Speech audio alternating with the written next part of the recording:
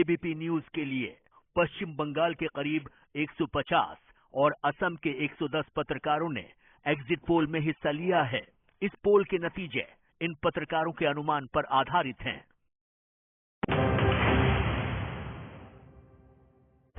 नमस्कार, आमी मनोज्ञा लोईवाल आज लेकर हाजिर हो रहे हैं फिर एक बार कौन बनेगा मुख्यमंत्री लेकर।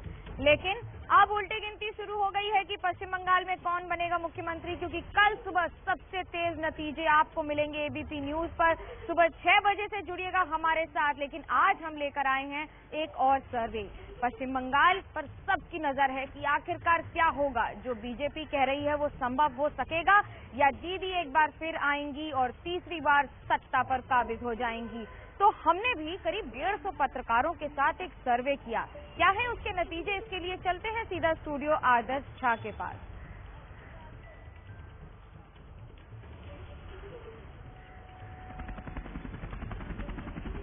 देखिए, हाजिर हूं मैं आपके पास ये तमाम नतीजे लेकर। क्या कुछ पत्रकारों की राय है, क्या उनका मानना है। नतीजे करीब 24 से 14 घंटे के बाद आएंगे। कल सुबह 6 बजे से सबसे तेज नतीजे आप एबीपी न्यूज पर देख पाएंगे और सबसे पहले हर जानकारी, सटीक जानकारी आप तक एबीपी न्यूज के जरिए पहुंचेगी।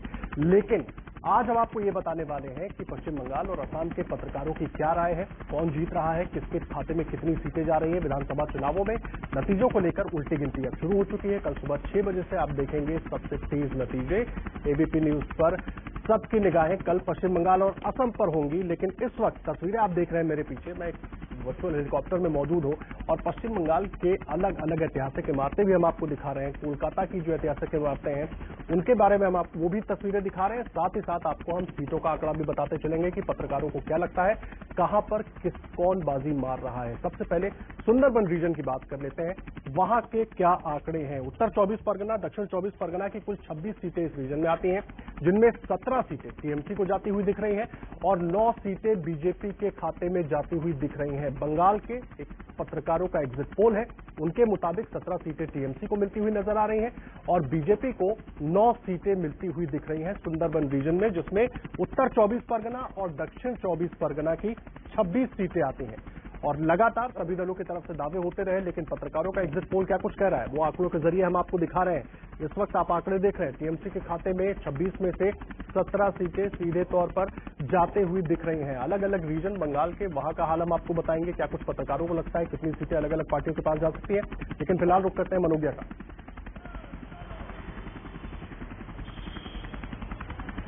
बांग्ला में कहावत है, जो तो मत तो पथ। इसलिए अब आपको बताएंगे कि जितने मत हैं उतने पथ हैं। इसके लिए अब हमारे साथ जुड़ रहे हैं बीजेपी से प्रवक्ता संबित पात्रा। स्वागत है संबित जी आपका। मानव जायसवाल जुड़ रहे हैं तृणमूल कांग्रेस से और आलोक शर्मा कांग्रेस से। सीधे संबित जी आप ही के पास, सबसे बड़े दावेदार हैं आप। क्या लग रहा है, जो तो मत तो पथ या फिर सिर्फ एक ही पथ है और एक ही मत है जनता का इस बार? देखिए मनोज्ञा जी, पहले तो मैं आपको धन्यवाद करना चाहूंगा, क्योंकि व्यक्तिगत रूप से जिस प्रकार से आपने मेहनत किया है पत्रकारिता जगत में, मैं खुद देख रहा था बंगाल में, आप बधाई की पात्र हैं। और दूसरी बात है कि मैं आपके चैनल के माध्यम से सबको सुरक्षित रहने के लिए कहूंगा, और जो नड्डा जी ने आदेश दिया है कि कोई भी जुलूस ना करे, विक्ट्री जुलूस कहीं भी ना हो, ये मैं आपके चैनल के माध्यम से कहना चाहूँगा। देखिए, जहां तक जोतो मत ततो पथ, मुझे लगता है ये इलेक्शन एक वेव इलेक्शन, क्योंकि याद करिए जहां तक भारतीय जनता पार्टी का सवाल है, 2011 में हमारे पास मत प्रतिशत, वोट शेयर जो था वो केवल 4% था। 2016 में 3 सीटें थी और मत प्रतिशत केवल 10% था।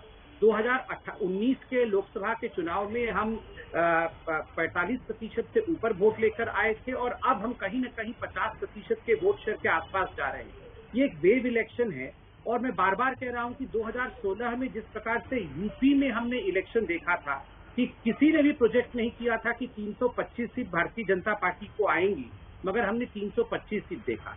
तो एक उत्तर प्रदेश इफेक्ट भी कल जब मतगणना होगा तो वो देखने को मिलेगा। तो मुझे लगता है एक ही पथ है, क्योंकि वो पथ भी भारतीय जनता पार्टी का है और ज्यादातर मत भी इस बार भारतीय जनता पार्टी के साथ है।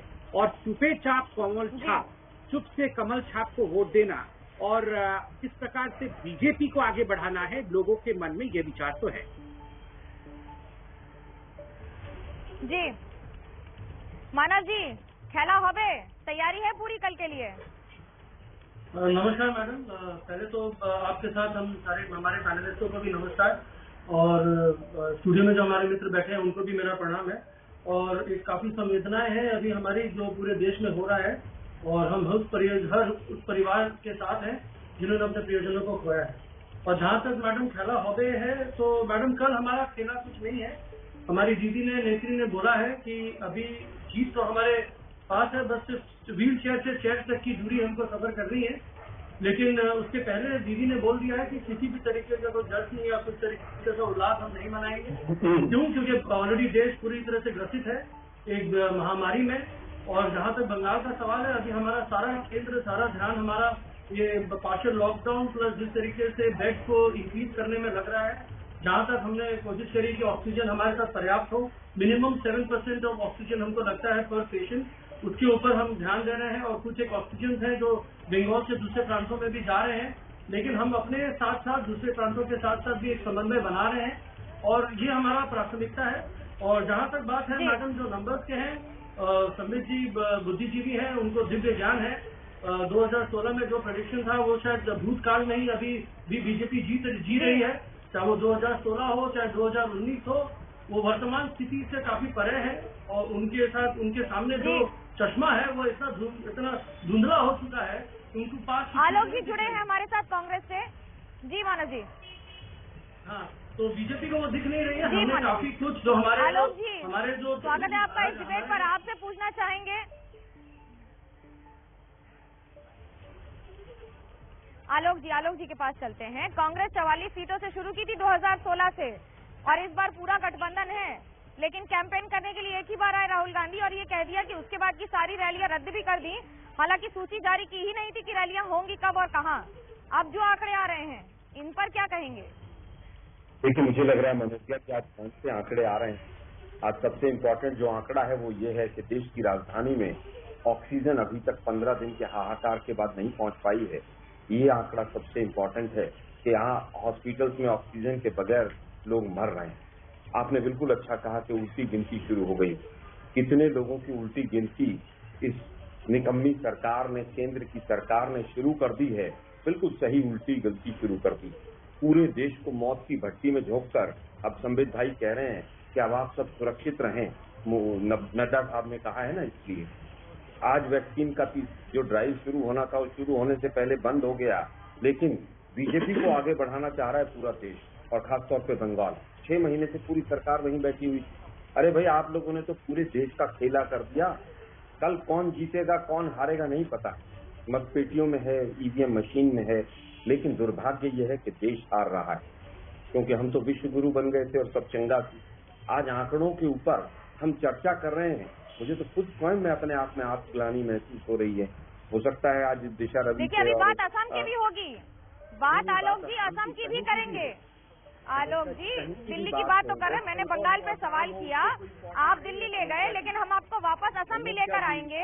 मनोज जी, आप किसके भी चुनाव की बात करेंगे, आज मेरे मुझे आज पैनलिस्ट होने के नाते शर्म महसूस हो रही है कि सिस्टम ने हमें कहाँ पहुंचा दिया है। मैंने मोदी जी का नाम नहीं लिया है, गलत मत समझिएगा, मैं सिस्टम की बात कर रहा हूँ। आज जिस तरह हाल में देश पहुंच गया, पूरे देश का खेला कर दिया इन लोगों ने। आज जिस तरह से आंकड़े बढ़ रहे हैं, अगले 15 दिन कहाँ जाएंगे। और आज हम चुनाव की बात कर रहे हैं, आज हम कि किसका रहेगा। और यहाँ पर नड्डा साहब की फोटो चल रही है बहुत बढ़िया स्क्रीन पर, एबीपी न्यूज पर, बिना मास्क के। आसाम की भी बात करेंगे। हेमंत बिश्व शर्मा ने कहा था कि मास्क लगाएंगे तो ब्यूटी पार्लर कैसे चलेंगे। मुझे लगता है इन चीजों पर चर्चा होनी चाहिए। पूरे देश को आपने जिस तरह